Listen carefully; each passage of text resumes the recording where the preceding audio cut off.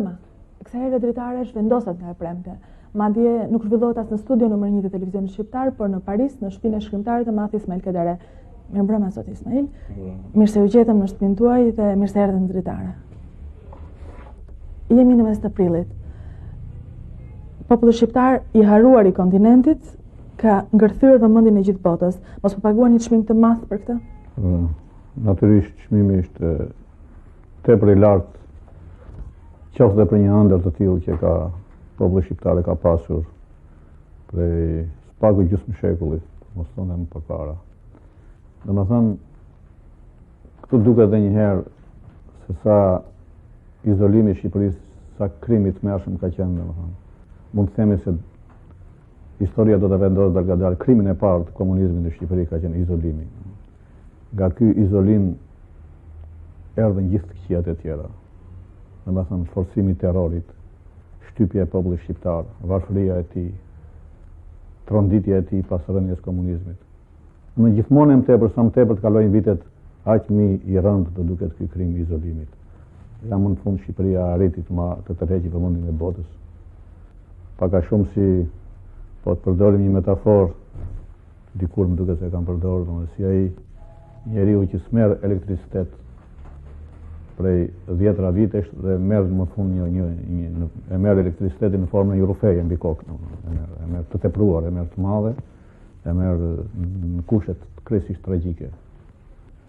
Sigurisht si çdo krahasim është i pasakt, por pak a shumë janë në një gjë të tillë. A besoni ju ke parashikimet e tmerrshme që janë bërë për fundin e këtij vjeçari, apo ju duket se çka po ndodh po te kalon edhe parashikimet? Parashikimet në masë botërore, unë nuk besoj. Me sa duket pjesën më të rëndë të këtyre parashikimeve e mori populli shqiptar në fundin e vjeçarit. Të tjerët me sa duket do të ngelen vetëm parashikime dhe profecira dhe sensacione shtypi. Duket se në Ballkan gjithmonë luftat kanë ardhur atëherë kur ballkanasve ju është dukur i ngushtë gadishulli. Ju biles keni shkruar diku se këta popull pastaj bluajnë kujtimet, bluajnë në vetmi, makset, edhe fillon lufta, dhe lufta fillon në pranver. Këto janë shprehje artistike që nuk duhet ngatruar me atë që ka ndodhur në mënyrë të rrokshme në jetë. Megjithatë një shprehje artistike tjetër ka qenë edhe kjo që zakonisht në Ballkan mbas zërave për paqe shpallet lufta dhe nuk ndodhte kundërta. Në fakt kështu ka ndodhur edhe tani. U fol për një paqe. Unë në shkruar Ambujeja, po menjëherë nisi lufta. Ka një të vërtetë universale në këtë gjë natyrisht. Edhe kjo ka një logjikë të brendshme. Flitet për paqe kur një forcë e errët agresive përgatit sulmin për të vënë në gjumë kundërshtarin. Kjo ka mijëra vjet që me sa duket është në botë, është përtetuar shumë herë, është dëshmuar shumë herë kjo gjë. Keni shkruar në librin Trekëngësia për Kosovën se ndoshta mallkimi i erdhi Kosovës, sidomos mas fundit të luftës në fushë Kosovë, ku otomanët mbas largimit mbollën aty gjakun e perandorit të tyre, e Sultan Muratit të parë. Nuk ka asnjëherë një përkim të plot, bile as të parafort. Letësia ka gjithmonë një shkëputje nga ajo që quhet një mendësi e përditshme, e kapshme nga të tjerë, dhe mund të krijojë edhe keq kuptime. Prandaj nuk duhet bazuar shumë në figuracionin artistik për të shpjeguar atë që ka ndodhur sot në botë. Megjithatë, lufta e Kosovës ngërthen shumë mite, madje dhe mallkime. Shumë mite dhe mallkime. Natyrisht, çdo grindje e madhe njerëzore ka është një gërshetim të këqija të ndryshme, qoftë politike, ekonomike, mitologjike, historike, nostalgjike, të gjitha janë të futura aty dhe nga një grindje e tillë nxirren gjithmonë rezatojnë të vërtetat nga më të ndryshme, nga më të errëta disa herë, nga më të pabesueshme, nga më të papriturat. Është Serbia vendi i fundit stalinist i kontinentit? Pasin dyshim. Serbia është një vend, ne kam thënë gjithmonë, një vend vile disa herë këtu në Francë ma kanë marrë për keq. Se këtu si kudo ka shumë intelektualist, zonjusha intelektualiste që preokupimin kryesor nuk kanë thelbin e gjërave, po kanë shfaqjen e tyre të jashtme, kanë lingvistikën disa herë. Po të thuash, tash nuk thonë më, po përpara po thoshe genocid, po teprohet, po të krahasoje stalinizmin me fashizmin, si po teprohet, po të krahasoje regjimin Miloševićit me stalinizmin, mos po e teprojnë, domethënë gjithmonë një farë frenimi meskin për të thënë të vërtetën. Kjo tash sa i ka dalë, i ka dalë boja, kjo është ka përcyer, po për fat keq kjo ka bërë shumë dëme, domethënë. Regjimi i Miloševićit, regjimi i fundit stalinist në Europë, është stalinizëm i përzier me nacionalizëm dhe fashizëm, çka nuk e dobëson karakterin stalinian të tij, përkundrazi e forcon dhe më shumë. Sikurse në Rusi, stalinistët janë bashkuar tashti me nacionalistët e tërbuar, bashkë me një turmë disidentesh në thojza, të cilët pas kanë qenë disident për hesapet e tyre si duket, dhe tash nxorën një fytyrë kaq të shëmtuar që askush s'mundi besoj më se kanë qenë disident. Kanë qenë disident për llogaritë e tyre, për çmirën e tyre. Janë disident që shohin masakrat kundër popujve të tjerë, nuk u bën asnjë përshtypje. Prandaj këtyre disidentëve rus sovjetik të mëparshëm nuk mund të besohet më për asgjë. Po lufta që merret, masakra që Serbia ka shpallur kundër shqiptarëve të Kosovës, ju duket një luftë raciste? Është një luftë raciste dhe më keq se raciste, domethënë është luftë e një racizmi të lindur nga një kompleks, të lindur nga një popull që ka qenë i shtypur dhe i përbuzur, natyrisht padrejtisht, s'mund të themi se ka qenë kur s'mund pranohet kjo gjë, ka qenë një fatkeqësi për popullin serb, por ajo që ka ndodhur tashti është një, unë e kam thënë dhe në shumë shkrime, është racizëm i njerëzve që kanë vuajtur nga racizmi, nga versionet më të këqij të racizmit, se është racizëm me një revanshizëm jashtëzakonisht me dozë të lartë. Urrejtja e disa slabë të jugut, se nuk janë të gjithë që urrejnë shqiptarët, kryesisht janë serbët, diçka dhe 2-3 fëmijë të tyre, por nuk e kanë bullgarët këtë urrejtje, nuk e kanë kroatët, nuk e kanë slovenët. Pra urrejtja e një pjesë e slabë të jugut për shqiptarët është urrejtje raciste e lindur nga një kompleks i keq komunist dhe fshatarak i përzier. Një përzierje e shëmtuar, domethënë një përzierje ku ka xhelozi, revanshizëm, etje për të bërë ata vetë, etje për të shpëtuar nga një poshtrim i së kaluarës, dhe këtë shpëtim e gjejnë që ata vetë të bëhen xhelat, se kujtojnë se të jesh xhelat është një shkallë superiore në krahasim me një popull tjetër. Domethënë për të konfirmuar që dhe ti je i fortë, dhe ti mund të bësh diçka, dhe ti mund të afirmohesh në diçka, dhe për të treguar shqiptarëve që ju keni qenë dikur, sipas mendjes tyre, zotët të Ballkanit, ose keni qenë dalluar në Ballkan për shkak të disa posteve që kanë pasur shqiptarët në perandorinë otomane, që si kanë patur vetëm ata, i kanë patur edhe të tjerët. Pra, domethënë, ne tashti ka ardhur rrava jonë të jemi zotrinj. Domethënë, në mentalitetin primitiv serb është ky ndrim rolesh. Ne u bëm zotrinj dhe ne do t'ju marrim shpirtin tash, të paguani për atë kohë kur ju keni qenë të tillë. Cilët janë Pons Pilatët e sotëm, ata pseudo të paanshëm, të cilët nuk duan apo nuk dinë të dallojnë viktimën nga xhelati? Për fat keq ka shumë të tillë. Këta njerëz zakonisht i fshehin arsyet e thella. Pse janë të tillë? Pse për çuti kanë një farë admirimi për krimin? Përse bëhen instinktivisht në anën e xhelatit kundër viktimës? Ka kudo në vende perëndimore. Arsyet janë nga më të ndryshme.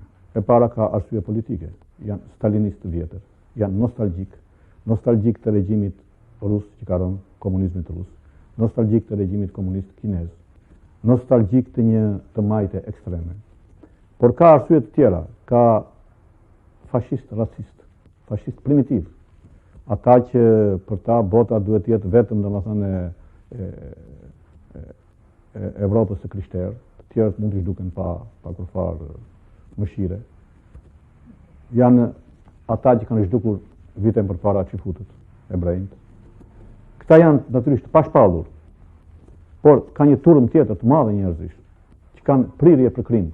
Ana psikologjike gjithmonë, ana njerëzore duhet lot një rol shumë të madh në shpjegimin e dukurive në botë. Zakonisht ne jemi mësuar të shikojmë gjërat me shpjegime vetëm politike, sociologjike, të budallalepsur disa herë nga marksizmi, disa herë nga teoritë e tjera që vijnë rrotull në perëndim, dhe nuk shikojmë që shumë dukuri në botë duhet shpjeguar thjesht nga natyra njerëzore. Ka një pjesë e njerëzve në botë kanë prirje kriminale, dhe kjo duhet pranuar. Kjo nuk është as dekadentizëm që shkruhet dikur, as domethënë determinizëm, është e vërtet. Ka shumë njerëz që kanë prirje të fshetë kriminale që gëzohen kur ka krime. Dhe këta njerëz gjejnë pastaj domethënë renditen gjithmonë në anën e skeqes. Po të shikosh janë po ata këtu që janë renditur në Francë ose në vende të tjera, kur ka pasur krime kundër popujve të tjerë, ndodh një konflikt gjithmonë merr anën e xhelatit. Dhe ky faktor i gjinisë njerëzore, ky faktor gjenetik është shumë i rëndësishëm. Për fat keq këto disa herë janë lidhen me teoritë, si thuash, e racës, dhe si çdo gjë që kur kompromentohet bëhet e vështirë për të biseduar, ashtu dhe edhe impulset njerëzore, thjesht impulset njerëzore të përjetshme, disa herë më njanohen nga shpjegimi i fenomeneve. Çfarë mendoni për kësaj bombardimet e NATO-s si prekje të sovranitetit të një vendi tjetër dhe jo si mbrojtje të drejtave themelore të njeriut? Madje ka edhe shqiptarë që mendojnë kështu. Por sa i përket të huajve, këta janë hipokrit në rast të parë, sepse këtyre ju pëlqen, nuk kanë asnjë ndeshmëri ndaj masakrimit të një populli. Zhdukja, zhbërja e një populli, eliminimi i një populli nga faqja e dhëut, është krimi më i madh që mund të ndodhë në botë. Dhe nuk ka kurrë dekretesh ose formulash politike ose diplomatike për ta justifikuar. Këta janë njerëz hipokrit, këtyre ju pëlqen ky krim dhe natyrisht do gjeni justifikim. Por sa i përket shqiptarëve, këta janë thjesht një degenerim komplet i qenies njerëzore. Përveç që janë tradhtar, por kjo është fjalë shumë e dobët, janë tradhtar të lindur, janë plehurin atë vërteta, që nuk e di sepse mua nuk më mërzit kjo gjë, as më trishton kjo gjë, sepse plehurinë atilla ka kudo, që urrejnë vendin e tyre, popullin e tyre. Ajo që më mërzit mua është sepse ka një lloj pranimi të këtyre njerëzve. Përse këta njerëz duhet të rinë dhe të mos preken. Nuk ka popull në botë, s'ka vend të qytetëruar që nuk e dënon këtë pabesi kombëtare. Dënimi i tradhtisë bën pjesë në parimet kryesore të qytetërimit perëndimor sot. Nuk mund të ketë qytetërim pa dënuar tradhtinë. Nuk është tolerancë mos dënimi i tradhtisë, është degenerim i plot. Një popull që nuk di të dënojë tradhtinë nuk meriton të jetë i lirë. Për fat keq në Shqipëri ka një keq kuptim të demokracisë dhe liberalizmit. Dhe disa njerëz kujtojnë, dhe ka shumë që kujtojnë, që kanë të drejtë për gjithçka. Nuk ka liri totale në botë. Liria totale është liria e kafshëve. Liria njerëzore është liria e rregulluar sipas ligjeve. Prandaj këta njerëz janë në stadin më të ulët të kafshërisë. Po jo më të kafshërisë në kuptimin biologjik të fjalës. Këta janë në stadin e kafshërie politike edhe morale. Nuk ka njeri në botë që nuk flet dhe nuk e kupton spastrimin etnik që po bëhet. Megjithatë bashortë Miloševićit në një intervistë në një kanali të huaj, kanali italian, thotë se nuk ka spastrim etnik. Dhe nëse ka, nuk është në dieni bashortë i saj Miloševićit për këtë. Është thjesht një luftë ku asgjë nuk kontrollohet, nuk komandohet. Si duhet ky justifikim cinik? Bashkëshortja e Miloševićit është një Ciançin serbe, është një Elena Ceausescu serbe, është thjesht një kriminale dhe unë refuzoj të flas për një kriminale, të komentoj fjalët e saj. As i quaj fjalë njerëzore, janë të një tjetër universi që është jashtë botës njerëzore. Çdo kohë ka një kthim koke, ka pas një kthim koke për shqiptarët. Kësaj radhe, ku të detyrojmë në vëmendjen? Kush na ka ne në qendër të vëmendjes kësaj radhe? Ku t'i detyrojmë një faleminderit fort? Ka ndodhur një ndryshim i madh. Kosova u bë generatori një ndryshimi shumë të madh në Evropën e sotme. Prandaj unë e kam quajtur në një shkrim që kam botuar në gazetën Le Monde, që gazeta shqiptare botuan sikur ishte i tyre. Kam shkruar që është një akt iniciatik, akt themeltar. Deri tash Evropa është akuzuar shumë herë që bën luftë, ose Evropa dhe Amerika, për interes, për vajgure të tjera. Është nga rastet e rralla kur u bë një luftë me interes duke ju bindur një kodi moral. Europa nuk ka ndonjë interes siç mund të shpikin për ekonomik ose kaq të madh politik ose strategjik për Kosovën. Duhet të jemi realist. Angazhimi i saj e ka përzen qoftë dhe një interes mesatar ose mediokër strategjik ushtarak. Prandaj këtu u bë një ndryshim i madh në moralin botëror, u godit një vend, u godit një barbari në emër të një principi. Në emër të principit më të lartë, që duhet të jetë sublim në botë, mbrojtja e drejtave të njerëzit. Prandaj aksioni i Evropës do të japi më vonë atë kuptimin e tij të madh njerëzor. Përveç kësaj, Evropa u shkëput nga një klishe e prapandetur, e vjetër, mesjetare e saj.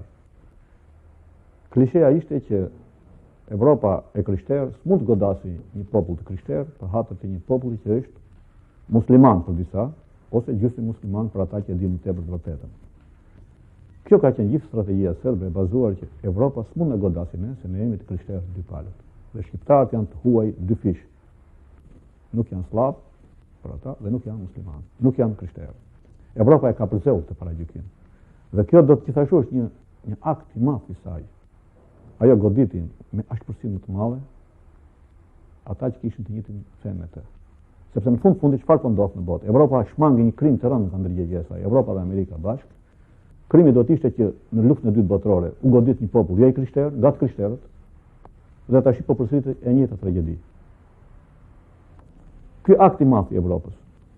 Ky shtashti po lot një rol të madh në botën muslimane. Është një akt emancipues i jashtëzakonshëm. Në të gjithë botën muslimane ka një rishikim të qëndrimit ndaj Evropës dhe Amerikës. Në Iran, unë kam informata, një intelektual iranian që janë këtu, shumë të shquar, edhe në vendet e tjera muslimane, ka pra një zgjim të ndërgjegjes që dhe një prirje më miqësore ndaj botës perëndimore. Shikoni pra se si Kosova, kjo pikë e vogël e globit, u bë shkas për një afrim të dy feve. Shikoni çka ndodhi në Izrael. Është herë e parë që si në Izrael, si në Palestinë u bën me të njëjtin kaf, me të njëjtin sens, pro shqiptar, ku duke dënuar barbarinë serbe. Edhe qelloi si thosh përsëri në mënyrë të drejtë për drejtë ose të tërthosht një afrim të dy palëve.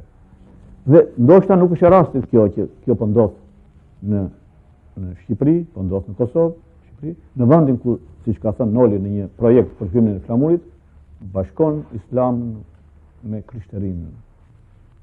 Flamuri shqiptar, se thosh bashkon këto dy fe. Nuk është rasti në këtë pikë të globit, në vendin me tolerancë më të madhe fetare në botë, ndodhi ky mirë kuptim. Të gjitha këto do ndihen natyrisht më vonë, të gjitha do të japin përfundim më vonë. Ne tashti për tani jemi të shqetësuar, jemi të mërzitur, jemi të alarmuar për fatin natyrisht të popullit shqiptar dhe natyrisht nuk është koha të zgjatemi shumë në biseda të tilla. Cilat janë lajmet që ju vijnë juve nga Kosova, duke qenë se jeni në Paris aktualisht, nga Shqipëria?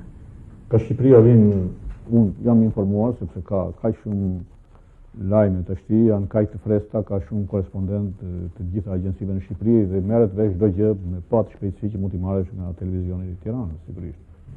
Vëre, në bisedë vjetre se ju i kushtoni shumë rëndësi rolit e Europës, flisni për Europën. Ndërkaq në Shqipëri emrat që përmenden më shpesh janë Clinton, Madeleine Albright. Shikoni, kur them Evropë, unë nuk e ndaj kur Evropën, unë kam parasysh Evropën atlantike. Amerika është bie e Europës dhe nuk është kurse si unë nuk e marr asnjëherë të ndara, siç i marrin disa herë provokatorët e vegjël që bile shikojnë ku mund të ketë edhe çarje midis tyre. Mund të ketë të tilla, nuk përjashtohen. Për mua, unë jam si shqiptar këto, nuk më interesojnë dhe ne shqiptarëve këto nuk duhet të tërhiqemi nga këto. Ne nuk duhet të vijemi në rolin e sejmenve që shikojmë që me kë janë zotrinjt. Për ne, Evropa, qytetërimi perëndimor, Evropa është Evropë atlantike, e përbashkët. Në fakt, shtypi shqiptar ka shkruar dhe ka edhe shumë hipoteza së fundi për rolin e shteteve që mbrojtën apo nuk mbrojtën Shqipërinë, duke kërkuar madje edhe të rishikojnë aleancat. Ju duket e natyrshme kjo? Varet, çdo shtet ka të drejtë të rishikojë aleancat kur ndodh një tragjedi e tillë, natyrisht ka asgjë të jashtëzakonshme. Shqipëria mund të rishikojë, nuk jam në dieni për këtë gjë, përse bëhet fjalë konkretisht, por është krejtësisht normale dhe natyrale që Shqipëria të rishikojë aleancat, natyrisht duke parë interesin e vet, s'ka pse të bjerë në qëndrime emocionale thjesht. Në radhë parë çdo shtet shikon interesin e vet me gjaktësi dhe atje ku interesi ja do, ajo mund të rishikojë dhe aleancën. Për shembull, është në interesin e Shqipërisë të prish një aleancë me Maqedoninë, e cila u akuzua shumë së fundi, jo vetëm nga shqiptarët, por edhe nga bota për keq trajtimin e shqiptarëve në Bllac, për lënien e tyre në mëshirë të fatit, për zhdukjen, për humbjen. E para nuk mendoj se Shqipëria ka pasur në një aleancë të ngushtë me Maqedoninë. Interesi shtetëror nuk e do natyrisht as gjeopolitikës përgjithshme që Shqipëria të ketë grindje me Maqedoninë, por që Shqipëria duhet t'ia tregojë haptas Maqedonisë meskinitetin e saj, imoralitetin e saj, ose të atyre forcave që shkaktuan Maqedoni, dhe s'ka pse të druhet një gjë e tillë, të hapur. Një shtet ka gjithmonë forume dhe forma se si ta thotë një të vërtetë. Nëse nuk e thot kryeministri ose presidenti i Republikës, ka të tjera institucione, dhe prandaj në Shqipëri, kjo është fatkeqësia e Shqipërisë, që shpesh herë në emër të demokracisë, institucionet e tjera që janë bazë e një vendi, siç janë institucionet akademia, kultura, universitetet, të tjera, ose që janë në çdo shtet pa qenë të lidhura me shtetin në mënyrë administrative, kanë një lidhje të brendshme me kombin e tyre, janë ato që mund të thonë një mendim që nuk e thot shteti. Kështu plotësohet gjithmonë vizioni i një vendi, imazhi i një vendi. Ju jeni dini të çfarë thuhet në Tiranë nga të themi intelektualët, nga njerëzit që përmendët. Jeni dini të çfarë ata kërkojnë, çfarë ata kanë thënë së fundi për Kosovën? Nuk jam shumë në dieni të kësaj gjë, natyrisht. Nuk e di, mund të më thoni juve. Ndërkaq vjetre që vinë në Shqipëri kosovarë të masakruar, gra të përdunuara, njerëz që rrëfejnë tragjedira. Shumë pak dihet për rezistencën kosovare. Mos nofta është glorifikuar ndo pak rezistenca shqiptarëve, dhe shqiptarët nuk kanë luftuar aq shumë sa është folur. Apo është e pamundur tani të rezistosh? Jo, nuk mendoj asnjëherë as tjetër. Nuk mendoj se shqiptarët nuk kanë bërë një rezistencë, por përballë një makine të verbur ushtarake, një rezistencë guerilase nuk mund të jetë për masave më të mëdha. Ka mbi një vit e gjysmë që ata mbahen, që nuk janë shtukur, kjo është një gjë e madhe. Duhet dini se tërbimi serb kundër rezistencës shqiptare ka qenë i jashtëzakonshëm. I jashtëzakonshëm. Ekziston një ushtri, quhet Ushtria Shërimtare e Kosovës. Ju mendoni se ka ardhur koha që ajo të ndihmohet haptas për të përballuar, për të rezistuar? Është mungesë morale nëse që Aleanca Atlantike heziton të ndihmojë Ushtrinë Shërimtare të Kosovës. Natyrisht ka disa faktorë, ka intriga që pengojnë për këtë gjë, ka paragjykime, ka disa frikëra në thojza të nxitura ndoshta edhe nga vetë shqiptarët, nga ato krahanat e ndryshme, nga klanet e ndryshme politike, të cilët nuk e duan këtë ushtri, nuk e duan, kanë frikë prej saj. Bile paracakoj kanë patur më shumë frikë prej saj se sa prej serbëve disa herë. Prandaj këtu të gjitha këto lozën një rol për fat keq, për të krijuar një mosbesim, për të penguar. Po ndërkaq ka mendje të kthjellta në Perëndim që mendojnë se duhet ndihmuar pa asnjë rezervë kjo ushtri. Bile për mendimin tim ajo duhet ishte ajo kryeja e kolonës për të shliruar Kosovën. Dhe populli shqiptar një gjë e tillë do ta shlironte nga ajo droj se mos Evropa perëndimore sot, Amerika, si thua, ose krijoi në opinionin botëror kjo ide që po vritemi ne për Kosovën, kurse duhet tjetër kush e ka në radhë parë për detyrë morale këtë gjë. Domethënë, vendosja e kësaj ushtrie në krye të asaj forcës goditëse për të shliruar Kosovën, do të ishte nga çdo pikpamje, do të ishte për vetë këtë ushtri, për popullin shqiptar, për nderin e tij, për moralin e tij, edhe për moralin e tij përpara gjithë botës. Ju jeni të fatit të shumë prej njerëzve të shquar të Kosovës, për cilët vijnë lajme nga më të ndryshmet, por asnjëherë nuk dihet cila është e vërteta. Po, kam dëgjuar të gjitha këto gjëra i di, kam dëgjuar. natyrisht ka pasur teprime, është natyrshme në kohën lufte, që dyshohet. Nuk mund të thuhen se këtu në Perëndim disa herë është bërë modë që për çdo gjë të vihet dyshim. Për mua ka qenë një dyshim i shëmtuar e masakrës së Raçakut. Një hezitim, domethënë, krejtësisht i pamoralshëm nga çdo pikpamje, qoftë i gazetarëve, të cilët që ditën e nesërme me vrap filluan ka dyshime se thua sikur ka ndruar këto dyshime ndryshonin në gjë në thelbin e gjërave. Ai ishte një masakër e vërtet dhe ishte kryer vërtet prej serbëve. Ky ishte thelbi dhe kjo, prandaj këto gjurmime kinse të vërtetës, këto thojza, domethënë që të jemi sa më të paanshëm, këto janë vetëm shprehje një cinizmi, mendoj unë. Kështu që ka pasur përshpërima se kanë qenë normale, më duket mua, është një shqetësim i njerëzve, është fisnike një gjë e tillë, nuk është. Prandaj ishte, për mendimin tim, ishte ajo deklarata e Rugovës që më një farë zëmërimi që këto janë spekullime për mua, nuk duhet përdorë fjalën spekullim. Ky është një shqetësim i natyrshëm, njerëzor, tepër fisnik. Pa ardhur ke Rugova, po intelektualët serbë, i duket e çuditshme që pavarësisht nga frika, këta njerëz nuk po flasin, nuk po ngrenë zërin, apo nuk. Ka një Çfarë ndodh me popullin serb dhe figurat e tij? Tu duhet të jemi shumë të qartë, të kemi kurajo ta themi. Pavarësisht se ka pasur përpara intelektualë serbë që kanë qenë sinqerisht kundër Miloševićit, edhe pas një kompromis edhe të ndershëm, si shkrimtari Mirko Kovač, si arkitekti Bogdanović, me ish kryetari i Bashkisë së Beogradit, si shkrimtarë të tjerë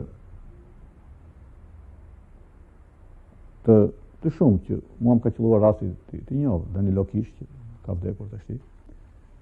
Por përgjithsisht shumica e intelektualëve serbë, shumica e inteligjencës serbe për fat keq janë bashkuar me regjimin e Miloševićit.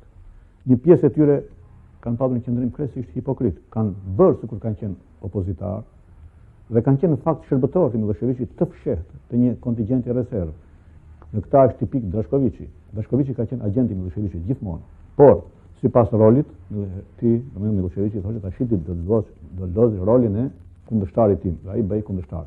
Tash ti mjaft, hajde me mua, i shkoj me të menjëherë. Janë shumë të tillë që kanë, ose një farë ministri, keni parë një komunist, një kriminal, ministri i informacionit, hiqet kudo, vinte në Francë, kujtojnë se po gabonte francez, duke thënë se unë kam qenë gjerdhje kundërshtari i Miloševićit, po tash u bëra dhe është bërë nga kriminalet më të mëdhenj, që do ta ketë vendin dhe ai në gjyqin e Hagës, nuk ka opozitar të tillë. Nuk ka opozitar, s'mund të ketë opozitar pa kurfar koherence. Këta janë opozitar falso. Të tillë gjithashtu, siç përmenda një pjesë të disidentëve rusë, të tillë fytyrë kanë treguar për fat keq. Intelektualë rusë që kanë qenë hequr si disident kundër regjimit komunist, dolën në një fytyrë të rreta, shumë të shëmtuar jashtëzakonisht. E kjo është një fatkeqësi e madhe, ne duhet kemi kurajë të themi që pavarësisht se ka gjithmonë serbë që do të jenë kundër, ka gjithmonë serbë që skapse të futen në atë vallën e përgjithshme. Dje në një miting të madh të organizuar nga intelektualët e Francës, mori fjalën e kërkoi një artiste serbe, dhe unë thash me siguri do të thotë ashtu që do të pranoj diçka sigurisht për masakrat kundër shqiptarëve, do pranoj të shprehet kundër tyre, por do thotë pastaj pjesë më të madhe që po natyrisht por dhe mos harrohet populli serb që po vuan kështu.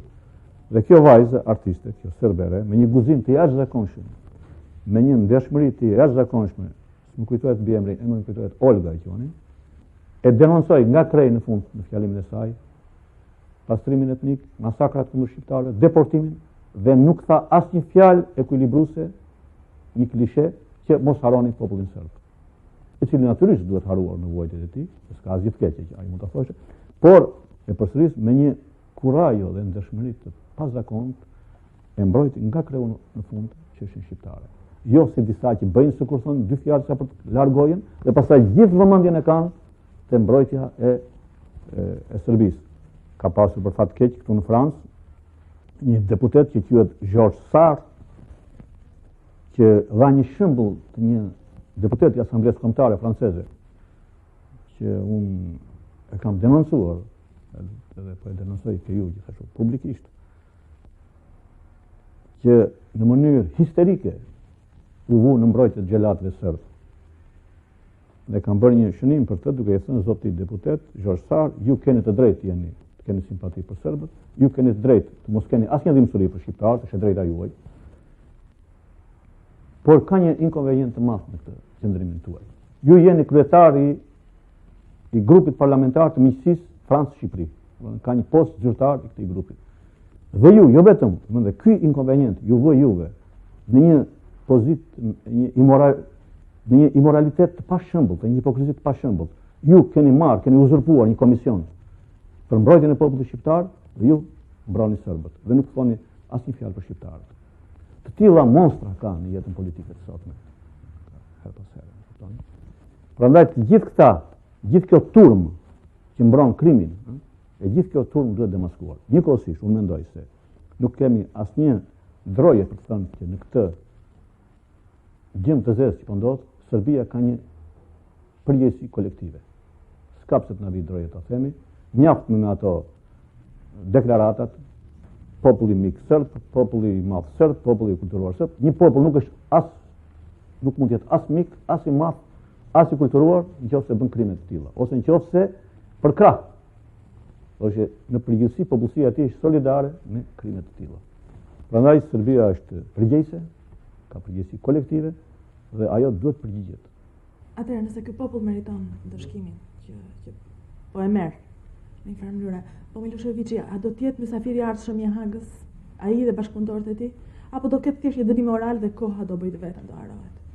Unë para një herë duhet qortuar fraza, nuk thash populli serb meriton, kur nuk thuhet për një popull të meriton, unë thash Serbia. Serbia është natyrisht një pjesë e popullsisë, duke përfshirë këtu dhe ata që kanë disa herë emra të bukur, siç janë studentët. Po të shikojmë sjelljen e studentëve serbë të Prishtinës, ka qenë kaq e egër, kaq barbare, sa që nuk ka asnjë ndryshim nga sjellja e atyre paramilitarëve. Ju kujtohet ata shkatruan fakultetet kur do t'u jepeshin shqiptarëve dhe ishin gati ta shpallnin Serbinë si tradhtare, meqense po jep dy fakultete shqiptarëve. Serbia e dha për hipokrizi. Më ishin kaq të egër sa ushtarakët, sa policët. Kuptoni, këta janë një dhe zezë për emrin student në gjithë botën. Dhe prandaj s'ka se si të përjashtohen nga përgjegjësia. Kështu pra të vi tek mendimi që në këtë gjëdëzez që ka ndodhur, në këtë zezon që ka ndodhur në Serbi, janë të shumt ata që do të mbajnë përgjegjësi. Ju personalisht besoni ke të rinj që mund të marrin në dorë Kosovën, që mund të qeverisin, që aktualisht kanë krijuar një qeveri të përkohshme? Natyrisht këta janë në Kosovë ka një brez të tërë të rinj që nga çdo pikpamje kanë më tepër vlera se të gjithë ata liderët të Kosovës në thojse që kanë qenë deri tashti, të cilët për fat keq historia i po i nxjerrë jashtë loje. Për shembull, e kanë nxjerrë jashtë loje historia Rugovën tani apo qyshkur? Por Rugovën ka patur qyshkur mendime të ndryshme. Kjo që ndodhi tash në fund, duhet jemi të saktë në gjërat. Unë kur më keni pyetur një herë tjetër, jo juve, por një kolegu juaj, kam thënë se nuk mund të gjykohet një njerëz që vepron ndoshta në një trisni policore. Megjithatë duhet jemi prapë të esur nga mendja për të thënë që deri sot unë nuk di në historinë e njerëzimit një lider i një populli, një president, në thojza ose president, disa e quajnë vërtet, disa nuk e quajnë, të dalë të flasi kundër interesave të popullit vet. Pastaj klani i tij ta justifikoi të thotë që po ka qenë i shtrënguar dhe të vazhdoi të jetë lider ose president. E zëm se nuk ka faj, ose vërtet nuk ka faj, sepse askënd nuk mund ta detyrojnë të bëhet hero. Por edhe nëse s'ka faj, prapë ai s'mund të jetë më lider pasi ka bërë një deklaratë kundër popullit vet. Prandaj është fatkeqësi e tij, është fatkeqësi e ardhur nga fati. Ai i ka rënë kjo fatkeqësi në kokë, ai s'mund të jetë më. Prandaj të merresh me të tashti për mua, të dalësh me portretin e tij nëpër mitingje, është një qendrim krejt i papërgjegjshëm. Më e mira gjë është ta lëmë të sqarohet kjo punë. Sido që të jetë, thash edhe në rastin kur ai ka qenë i detyruar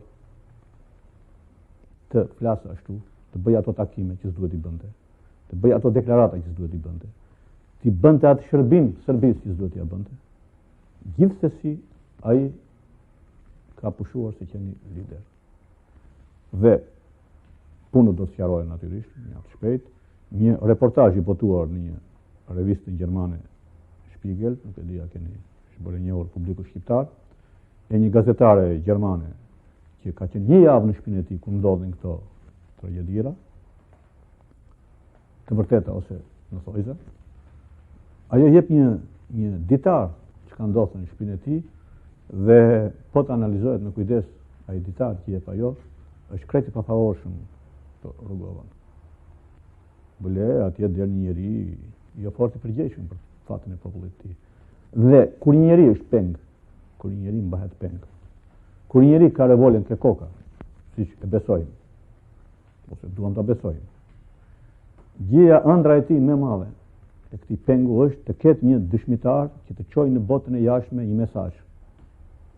Rrugova ka pasur një javë në shtëpinë e tij gazetarën gjermane të maskuar me shamin kokë si grua shqiptare, si kushurinë e tij.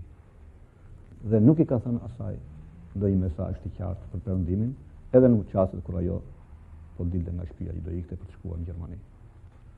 Ka thënë vetëm që gjëra vage, të turbuta, të mjergullta, kurse çdo njeri normal, gjë e parë do ishte i lumtur të çosh këtë mesazh në perëndim që unë jam këtu i burgosur me revolë ke koka dhe po më torturojnë, po më detyrojnë të flas kundër popullit tim.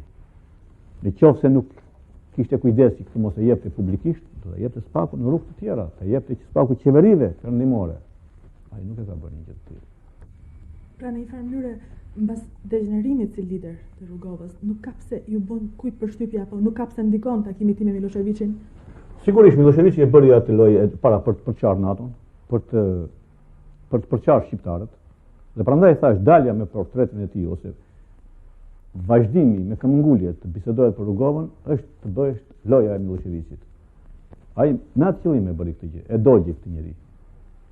E sakrifikoi, e diskreditoi përpara popullit shqiptar për të ndarë shqiptarët në dysh, ose për të treguar perëndimit që shumica e shqiptarëve, bile ajo pjesa legjitime që ka dhe presidentin në krye, ajo nuk do bombardimet e NATO-s. Me fjalë tjera është aleate e Serbisë, pikë. Që bëjmë shkurt bisedës. Po Demaçi.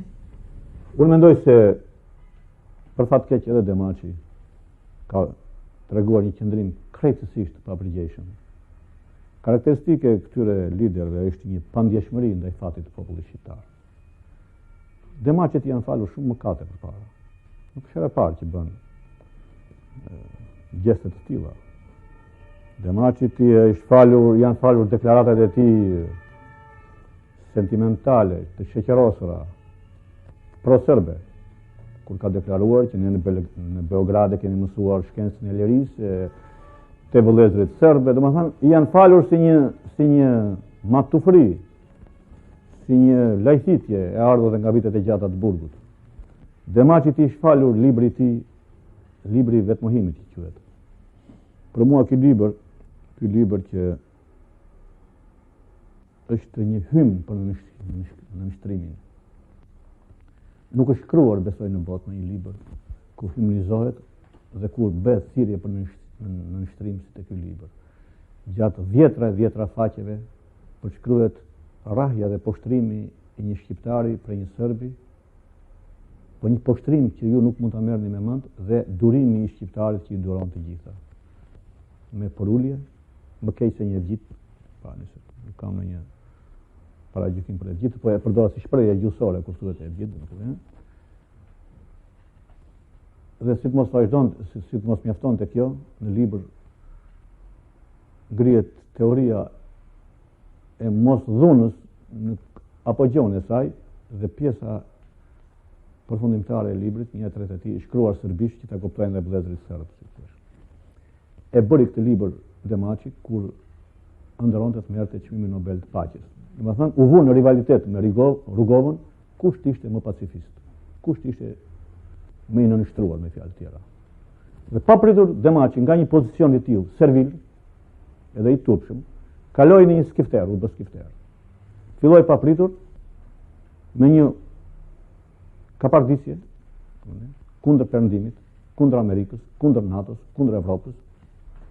Ju zgjuam me sa duket urrejtja primitive marksiste-leniniste kundër Perëndimit.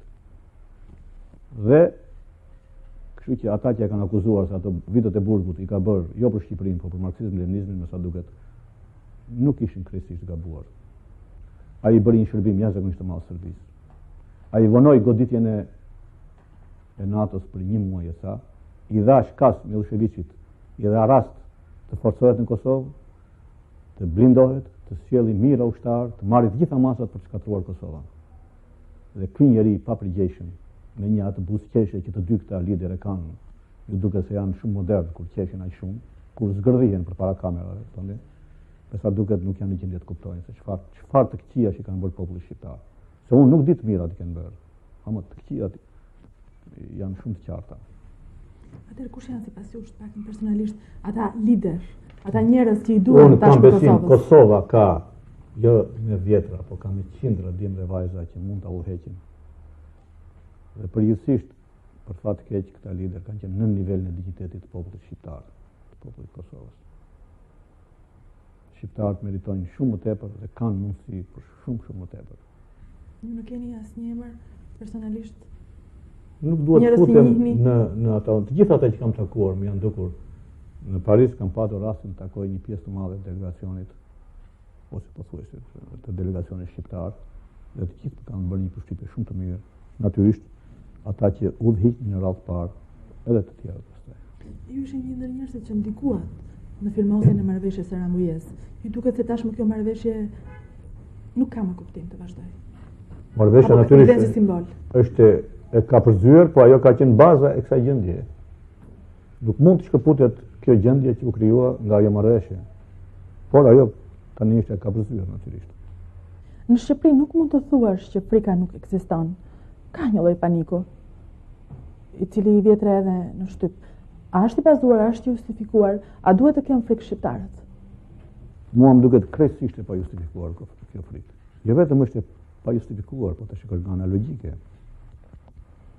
Po kryesisht kjo tregon një bjerje morale, si thua, një rënje morale që s'duhet i ndodhte popullit shqiptar.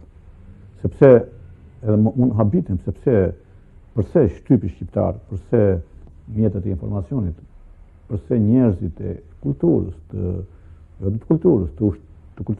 kulturës ushtarake, të gjithë kulturës nuk e sqarojnë, nuk bëjnë diçka të kundërt, jo për të bërë mburje, jo për të thënë dokra heroizmi, jo për të kapardisur, po për të thënë një të vërtet thjesht. Serbia është një shtet me ushtri të bllokuar, dhe nëse ka një pjesë të ushtrisë e ka të mbyllur në tokë, pa aviacion, dhe në sulmin të një shteti kundër një shteti s'ka aviacion, është sulmi më grotesk qesharak në botë, edhe vetëm Don Kishoti mund ta bënte. Kurse Shqipëria, ndonse është një shtet më i dobët nga ana ushtarake, Shqipëria ka mbrojtjen e NATO-s, domethënë ka aviacionin më modern në botë. A si mund të mendohet një sulm i Serbisë kundër Shqipërisë? Është një panik turpërues për popullin shqiptar. Nëse është, unë nuk e besoj se është tek njerëzit. Kjo është më tepër, me sa duket tek disa kukuvajka që ditë e natë krokasin, kanë duan kudo shikojnë të merre, kudo, domethënë nuk mezi presin të marrin telefon njëri tjetrin për të dhënë këto lajme të këqija, si thuash. Nga do ta sulmonte Serbia Shqipërinë? Serbia sikur të nisej me tanke, jo për ta sulmuar, por për të udhëtuar deri në fazën 50 km brenda Shqipërisë, jam i sigurt se tanket e saj do bllokoheshin nga natyra, edhe sikur mos i godiste njeri. Nuk do të udhtonin dot. Prandaj, si do të vijë kjo Serbi? Nga do të vijë? Nga ajri s'vjen dot, nga malet nuk vjen dot, nga do vijë kjo Serbi? Po pse i ra 2 fshatra gjithmonë mundi godasin në kufi, 2-5 fshatra, kushtoshte 2 kilometra, kjo s'tregon asgjë. Kjo është qesharake e gjitha kjo. Prandaj mua më duket një vetëm panik i papërligjur. Po më duket turp i madh, Kur Shqipëria s'kan qenë me mbrojtur së sot? Kur? Asnjëherë në jetën e saj. Asnjëherë në jetën e saj, në gjithë ekzistencën e saj shekullore. Kur? Ndërsa në kufi ka provokime serbe i Po qellohet punë e madhe garatohet. Politika zyrtare kërkon jo konfrontimin, politika e opozitës flet për një lloj mbrojtje kufish, për një lloj përgjigje të zjarrit me zjarr. Mua gjithë kjo më duket një imtësi në këtë konflikt. Provokimet, historia një, provokime të vogla në kufi gjithmonë. Ajo është, nuk duhet futem në ullësirat nuk e di taktikën dhe strategjinë e shtetit shqiptar. Edhe të përgjigjet dhe të mos përgjigjet, është kjo gjë varet me sa duket nga disa faktorë, ajo mund ta bëjë dhe njërin dhe tjetrën. Këto janë goditje, domethënë të një përmasje jashtëzakonisht të paktë në krahasim me atë konflikt të madh që po ndodh në Ballkan. Nuk janë as pak as për të shqetësuar, as për të vënë kujen, as për të ngritur në rangun e një principi të madh. Këto duhet varet, bile unë përmendoj se kjo duhet varet nga komanda e një rajoni aty në Veriz, ka të merret shumë edhe qendra e Shqipërisë. Ju nuk e bini fare ndryshim se s'ka për të vrapur lufta në Ballkan. Ajo është përqendruar dhe nuk do lejohet. Lufta në Ballkan nuk mund të përhapet prej Serbisë tash më. Ajo s'ka fuqi fizike për të hapur luftën. Ajo është vetë duke u mbytur ngadalë. Lufta nëse një luftë mund të përhapet, mund të mbyllet vetë në mënyrat nga intrigat më të stërholluara. Po ajo nuk është më Serbia që e hap direkt luftën. Ku të interesonte një luftë në Ballkan? Do të interesonte gjithmonë lufta, intereson atij që po mbytet, natyrisht. Dhe ai nuk ka mundësi ta bëjë. Atëherë nuk kemi pse të kemi frikë. Jo, s'ka pse të mos kemi vëmendje, sepse thash lufta mund të krijohet nga faktorë krejtësisht të paparashikueshëm, që nuk kanë lidhje të drejtë për drejtë me burimin. Një gjë që ka bërë përshtypje shumë së fundi është mikpritja e shqiptarëve. Në Shqipëri vërshoi Kosova, me gjithë pamundësinë, shqiptarët hapën dyert. Ju si keni përcjell këtë? Po, kjo është e vërtetë, kjo i ka dhënë një ato që quhen kartë fisnikërie popullit shqiptar dhe ka bërë një përshtypje jashtëzakonisht të madhe në gjithë botën. Dhe do të vërtet për ne të gjithë për Shqipërinë do të ishte e shtrenjtë. Do të ishte shumë e shtrenjtë që të harruanin këtë gjë, këtë pamje, këtë imazh të Shqipërisë. Them, është e shtrenjtë të harruanin, duhet të bëj përpjekje shteti shqiptar që mos lejojë që kjo të përbaltet. Se më në fund ju njoh një merit virtyti i Shqipërisë. Edhe u njoh mirë, u njoh në përmasa të mëdha, po ndërkaq kanë filluar matrapazët shqiptar ta ndryjnë, siç ndryjnë çdo gjë, horrat e Shqipërisë. Ata që s'ngopen me para. Dhe shteti shqiptar duhet të ri shpërfillës në këtë rast. Janë treguar skena për fat keq kur këta në sytë e policisë njerëzit vjedhin kosovarë që kërkojnë para. Shteti shqiptar duhet të krijojë një komision special për këtë gjë, të rrept, të jashtëzakonshëm, për të dënuar në mënyrë të pamëshirshme ata që i ngulin thikën në shpinë në këto çaste kaq të vështira. Po politika shqiptare ka reflektuar më tepër përgjegjësi? Është ju dukur më e përgjegjshme apo vazhdon me mungesë? Drejtë nuk e kam ndjekur me oksi kohët e fundit çfarë ka ndodhur në Shqipëri. Kam dëgjuar që ka pasur një përpjekje për të ringjallur grindet e vjetra. Kjo më është dukur shumë e shëmtuar. Dhe përgjithsisht ju e dini se unë kam patur një mendim jo fort çmues për shumicën e politikanëve shqiptar. Ka 10 vjet që ata patën shumë shanse për të riedukuar, për të emancipuar, për të bërë më të mençur, më fisnik. Po ata s'u bën as të mençur, as fisnik. Mbetën disa prej tyre të hidhët, të vegjël, si njerëzit i grinden për oborën e shtëpisë. Sytë e tyre, pikëshikimi i tyre nuk shkon më tepër lart. Njerëz domethënë të përmasave kaq të vogla sa që të vjen turp që mbajnë ato poste që mbajnë disa herë. Nuk them për një pjesë të tyre, ato pjesën më agresive të tyre, pjesën aty që është më mistrece të tyre. Se çdo gjë mund të durohet një politikani, po një politikan mistrec nuk durohet dot. Një politikan që e tregon sapo del te ekrani i televizorit që ka gjakun e hidhur si gjarpri, nuk durohet. Populli shqiptar nuk duhet i mbajë këta politikanë, nuk duhet i jap poste.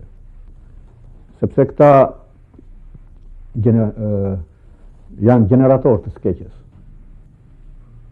Këta që largë të regojnë se s'ka asnjë lidhje me fatin e këtij vendi.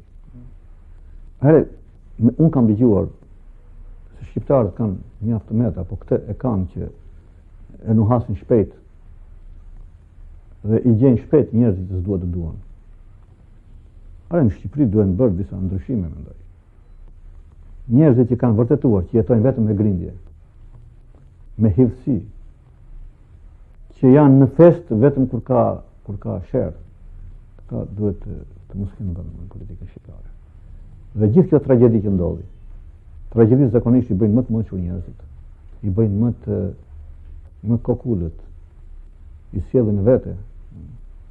Qofse ata nuk vinë në vete as nga kjo tragjedi, nuk ka asnjë shpresë për të rregulluar. Prandaj unë shpresoj se kjo dramë, se dramat janë edhe pastruese disa herë, do të pastroj mjaft ulum dhe zgjyrë nga jeta shqiptare. Edhe gjithashtu ka pastruar në Shqipëri dhe në Kosovë. Domethënë me të keqen e saj të madhe, ajo e vetmja e mirë që sjell disa herë është një e mirë morale. Në qoftë se e sjell, unë besoj se ajo e sjell, është duke e sjell. Gjithë puna është që e keqja të frenohet, që populli shqiptar të ruaj trupin e tij, të ruaj shpirtin e tij, të ruaj të dyja. Po për politikën e sotme, të themi politikën zyrtare të Tiranës, cili është mendimi personal i Ismail Kadares? Për sa i përket politikës së sotme të Shqipërisë të tanishme, të vitit të fundit, muajve të fundit, unë mendoj se politika e Shqipërisë, pavarësisht nga ato rezerva që shpreha përpara për një pjesë të klasës politike shqiptare, politika shqiptare e shtetit shqiptar ka qenë korekte dhe është çmuar kudo në botë.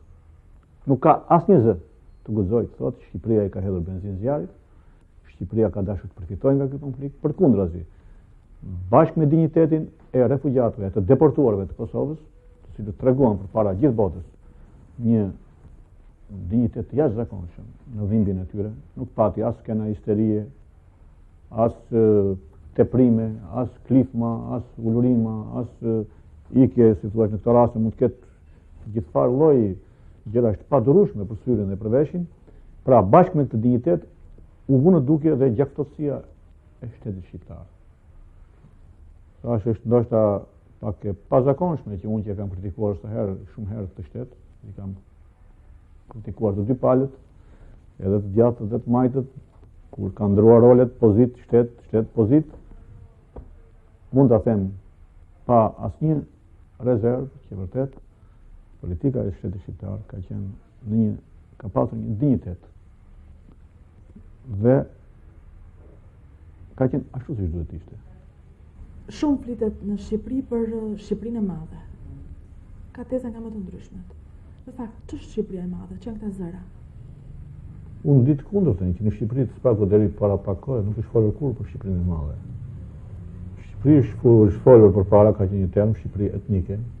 Shqipëria e madhe në gjuhën shqipe është më tepër përdoret shpërthim nga gjuhët e tjetra. Nuk është një shprehje e dalë nga një realitet shqiptar.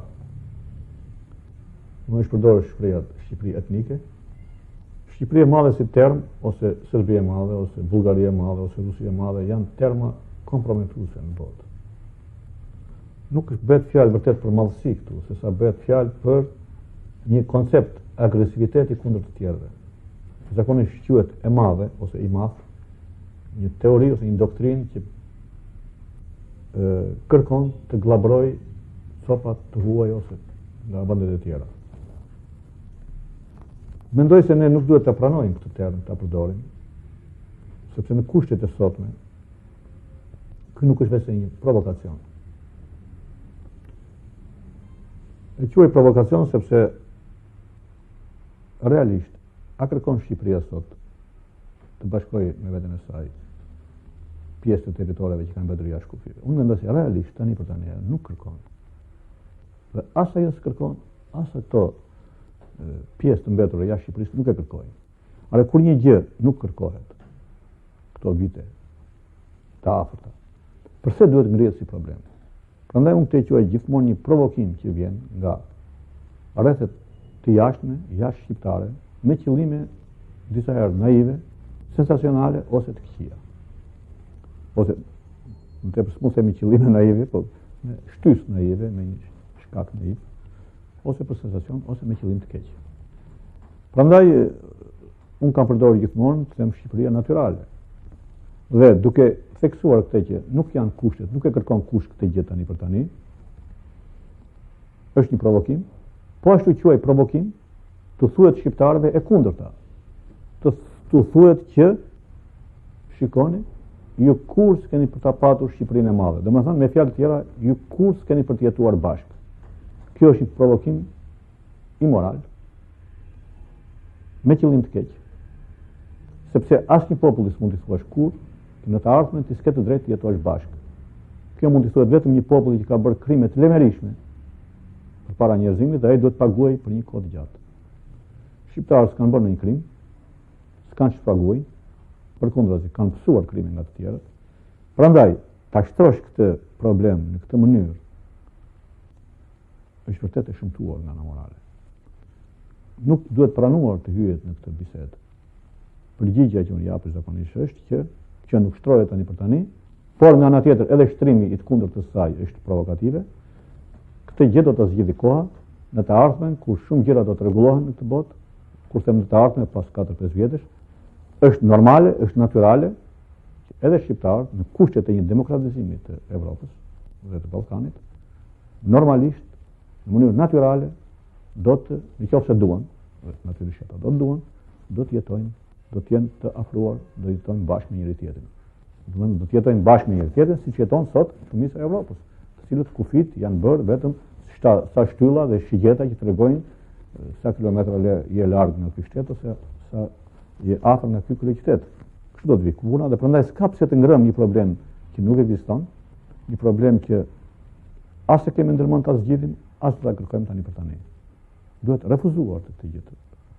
Ndërkaq ajo që çka kërkohet të zgjidhet është statusi i Kosovës, pavarësi, ndarje apo protektorat.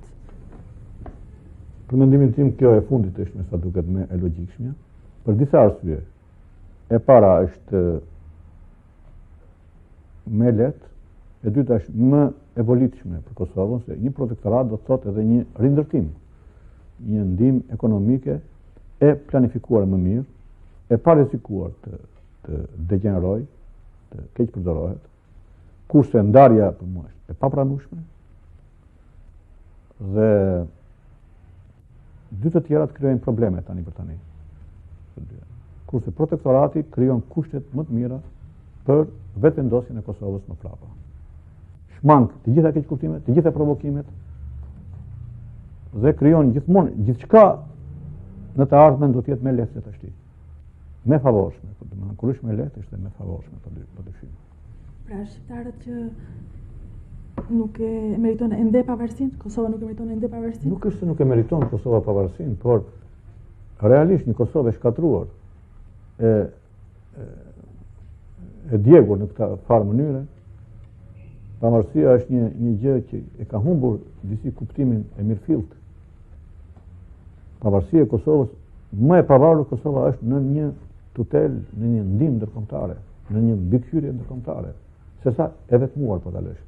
Sepse Shqipëria në kushtet që ka nuk është në gjendje të marrë përsipër rimkëmbjen e Kosovës, a kush do ta marrë përsipër? A Bashkimi Evropian me tutelën e tij, me borxhin moral që ka tani tashmë populli shqiptar, do ta kryejë këtë më mirë se çdo gjë. Ju besoni që një zgjidhje shpejt, a mund të vi kjo shpejt apo të tjera të merre presim të shikojmë? Shikoni, të merret nuk kanë kur fund, natyrisht, edhe kur ndodhin ato që njeriu thotë ky është fundi, ka gjithmonë të merren mbi të merre, prandaj unë mendoj që as kjo duhet shtruar në këtë mënyrë. Do të shpresojmë që unë shpresoj që diçka sidoqoftë e shpejt do të bëhet, diçka e shpejt do të bëhet. Nuk është kur vonë për të penguar një të keqet të mëtejshme. Dhe ç'është e vërteta bota është Po të jeton ka javë të tëra dhe vazhdon do të jetojë me sa duket edhe disa javë. Ende me këtë problem nuk mund të themi se po merret me gjëra të tjera. Qeveritë të tëra kryesore të botës sot kanë lënë çdo punë kryesore, kjo është në krye të çdo pune dhe këtu diçka do të bëhet patjetër. Në gjithë këtë histori, në këtë tragjedi që po përjeton Kosova dhe Shqipëria, Ismail Kataria e ndjen veten si një spektator, qoftë ai dhe i ndjeshëm, apo si një aktor, qoftë ai dhe i padukshëm? Shikoni, këtu nuk janë këto dy terma janë të pagjetra as spektator as aktor. Unë jam një shkrimtar i këtij vendi. Jam përpjekur të bëj çmos në atë front ku unë mund të bëj çmos, të ndihmoj me të gjitha mënyrat për t'ja bërë më të lehtë këtë tragjedi popullit tim, dhe vetëm për t'ja bërë më të lehtë, po për të ndihmuar në zgjidhjen e saj. Në ato mundësi që kam unë. Në një shkrim që keni botuar së fundi për Le Monde, është përkthyer në shumë prej gazetave kryesore shqiptare, pyetja juaj e fundit është kur dhe a do të evropianizohet ndonjëherë Ballkani? Në fakt, a do të ndodhë ndonjëherë kjo?